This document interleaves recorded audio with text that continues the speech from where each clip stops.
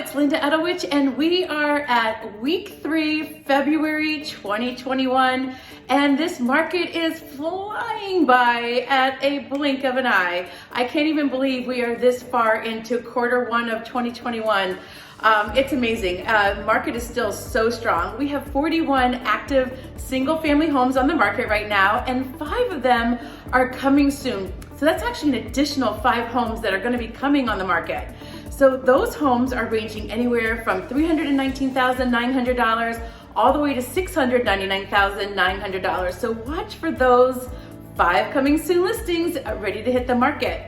Last week, I had my own coming soon listing on the market. That was 82 Sturgeon coming on at $829,900. It hit the market Saturday morning, and wow, the flurry of buyers was intense. We were in multiple offers and we sold the home. My clients are extremely happy and we have such a really great buyer. So we're super excited about that. What do you need to do as a buyer? Well, you need to get pre-qualified. You need to even go one step more and be pre-approved. If you can get a certified pre-approval, you will likely be up against some buyers that are cash. And cash doesn't always win multiple offers. You should know that. It's price, terms, and conditions. So be competitive, think outside the box, and really work with your real estate agent to see what kind of sweeteners you might be able to add to your offer to be super competitive. So right now, interest rates are hovering at about 2 3/4. So for every $100,000 that you mortgage, that's about $400 in principal and interest payments. Or you can look at it this way. It's about almost $20 for every $5,000 that you borrow. So if you are in a multiple offer situation and your dream home is just so close, you might consider making the seller an offer over asking and think about how much that would be in your housing budget. So it's not really the end price, it's the housing budget. And with $20 for every $5,000, it's obtainable. Interest rates are super low. We're not really seeing those jumping super high. If you go to bankrate.com, you might see them hovering at about 3%. But right now, I just got off the phone with Paul Adamo from William Ravis Mortgage, and he said, nope, they're still at 2 3/4, so super competitive. Again, the name of the game is to be prepared. You're going to be a buyer out there. Know that there is competition, but you will find your house. And if you're a seller, unlock that inventory. Let's get it on the market. We're starting to see more homes being prepared to get ready to go on the market pretty soon. We're not in the polar vortex, although we do have some snow on the ground, and it is snowing today. We are expecting that spring, not even 30 days away? Please come, it can't come soon enough. So be prepared, get those houses on the market, unlock that inventory. You as a seller are gonna do super well in this market. In 2020, despite the pandemic, we're selling homes in multiple offers and oftentimes well over asking, which has a lot of people asking, are we in a housing bubble? I'm going to share with you 3 reasons why I definitely don't think we're in a housing bubble. I'm going to go over a lot of information pretty quickly. So feel free to send me a DM or drop me an email and I will be happy to send you my report. First fact. When it comes to home values, it's very much dependent on a supply and demand situation. Right now, we have really, really low inventory and huge demand. We have way less than 6 months worth of supply, and anything less than 6 months puts us in a seller's market. So right now in Glastonbury, we are at historic lows. In fact, we're down 22% year over year where we were last year. And I checked MLS just about a minute ago, and we actually had about 1.3 months of inventory, which if you compare that to even a decade ago, that is really, really low inventory considering how high inventory we were more than a decade ago. So we're just not really seeing that right now. We're really seeing low inventory, which makes that value of those prices go up. So remember, when inventory is low and demand for housing is high, housing prices will rise.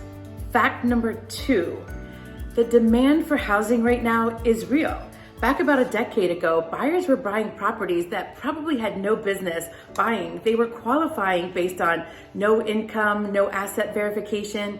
They had no skin in the game, and they were using their home equity like an ATM machine. And you have to look at what that's doing right now. Right now in our economy, we don't have that. We have real buyers. We have millennials right now who are our largest inventory of buyers coming into the marketplace, and their housing need is real. They're getting married, they're starting to have children.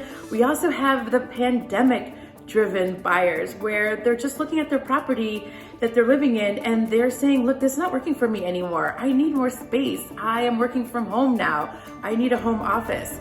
They want pools, they want big backyard, for running around with the kids, in their own spaces, and they're reimagining what that looks like for them. They don't have to go to work anymore typically at a location. So we're going to work in Hartford and you have to live within 20 minutes. They're being allowed to work from home now, which allows these buyers to move further and further away to get more land or just move out of the state or have people move into our state. So we're really seeing the pandemic helping drive that buyer demand, and then the low interest rates that are happening right now, that's also helping drive this buyer demand.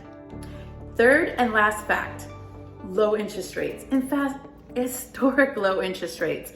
At 2.5%, 2.75%, 3%, buyers are flocking to try to get housing and to capitalize on securing those low interest rates. It's going to keep their housing dollars down for years to come. It could see in 20 years from now them bragging about their 2.5% interest rate. And that's also making it where we have that demand, and it's a real demand, and that's why we're not in a bubble. And here's the bottom line. We are currently in historic low inventory levels. We have real buyer demand and we have low interest rates. Those three reasons are really why we are in a situation where we're not bubble worthy, nowhere near it. In fact, we have real need for housing and we have buyers that can really afford it. With the low interest rates, we are definitely going to see a very strong market for the next year and who knows, into the year after.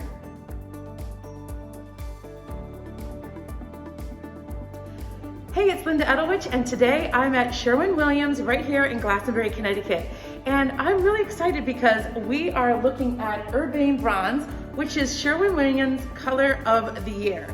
And that color, like I mentioned before, is a little bit more on the dark side. And if you have a really small room, it might close your room up. So you want to really be careful what wall you paint that on and make sure that you've got a lot of light and you've got a lot of space, or it's an accent wall.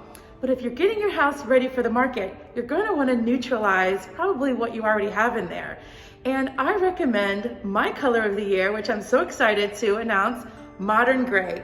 It's in the same family as Urbane Bronze, but it definitely shows a lot more neutral, a lot lighter, and I really think it works really well with white trim. It really makes it pop. It is a perfect grayish. It goes really well with warm tones, or even if you have those cooler tones, you can really incorporate it into a lot of spaces. So now I'm going to go into asking James, the manager of the Glastonbury store, a little bit about what paint to choose when you're getting ready to paint your property. So I'm here with James. He's the manager of the Glastonbury store. And James, if I was going to come in and order some paint and I want to get my house ready for the market, what would you suggest? I would absolutely suggest the Emerald. It comes in a great matte and a flat finish. So as far as ease of application and for a quick turnaround on a project, it's definitely the best of business. And what kind of finish would I get? You'll get a really low luster finish with very little shine and very small surface imperfections. Okay, should I order it in gloss or matte, or what would be the best for coverage? The best coverage would definitely be a flat or a matte finish, especially if you're selling the house. It's going to give the best overall look for the new client. Excellent. Well, there you have it. So get it matte or a flat finish, and he recommends the Emerald, and that's actually really durable. So it's really good with our washing and cleaning. So it's really awesome. It'll help you definitely sell your home. Anything you can do to maximize the value of your home, and the most inexpensive thing you can do is definitely painting, right? Absolutely. Excellent. Well, thank you so much.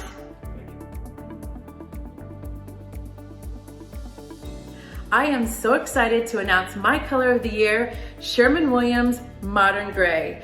This color is absolutely beautiful, and if you're a seller and you're looking to give your house a fresh coat of paint before you go on the market, well, this is the color for you. It plays really well with warm tones, and it plays great with French grays and dark grays as well. It is such a light, bright color. It'll certainly neutralize any space and cause light to reflect all over the place. It even makes your white trim pop. I am so excited about this color. Feel free to reach out to me and let me help you figure out which room needs a makeover.